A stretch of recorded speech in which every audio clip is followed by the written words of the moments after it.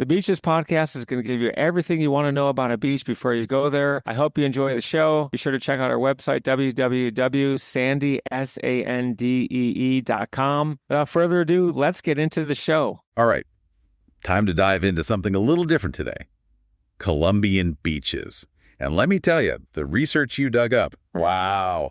We were going to map out your dream Colombian beach trip. You know, it's funny. People don't always think beaches when they think Colombia, but it's true what they say. Colombia has something for everyone. Seriously. Okay, so I'm looking at your research here, and we both know Colombia is famous for its coffee, its vibrant cities, the Amazon basin. Yeah. But this coastline, the beaches, they are seriously underrated. Totally. And that's what's so cool about Colombia as a beach destination. It's like two vacations in one, right? You want that classic Caribbean vibe. Colombia's got it. You'd rather something a little more off the beaten path, more adventurous. Head to the Pacific coast. I am so there for that. All right, so let's break this down a bit. We're starting with the Caribbean side. What should our listeners picture? Think crystal clear turquoise water, like seriously, blue. White sand beaches, palm trees. It's that picture-perfect Caribbean escape. And I am here for it.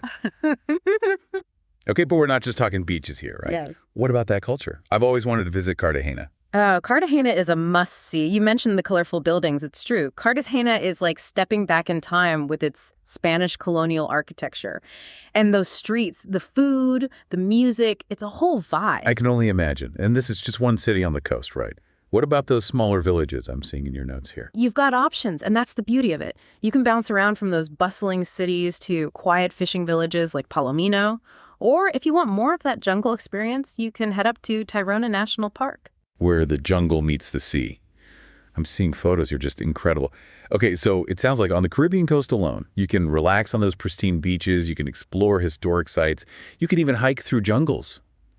Am I missing anything? Honestly, I think that covers it. Okay, so let's switch gears for a second, because we also need to talk about the Pacific coast. The photos in this research you shared.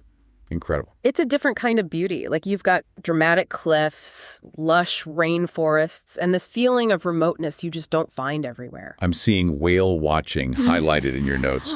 And wow, it sounds unbelievable. Whale watching on the Pacific coast is truly special. I mean, to see those humpback whales breaching, bucket list material for sure. It's best to go between July and October for the best chance to see them. I'm adding that to my list right now.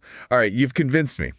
Both coasts sound absolutely amazing, but I know some of our listeners might be itching to start planning their trip, so let's get practical, shall we? Let's do it. First things first, timing.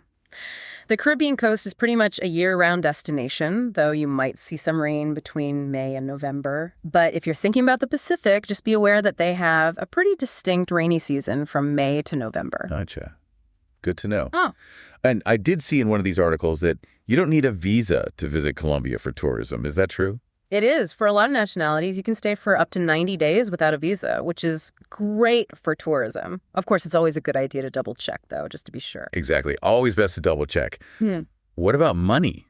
Should we be exchanging our currency beforehand? The Colombian peso is the local currency. And while you'll find ATMs in the cities, it's always smart to have some local currency on hand, especially in those smaller towns. Great tip.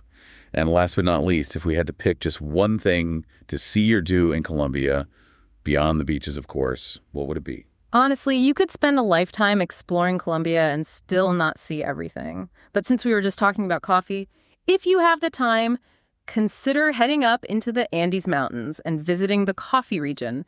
Breathtaking scenery, charming towns. And of course, delicious coffee. Can't forget about that.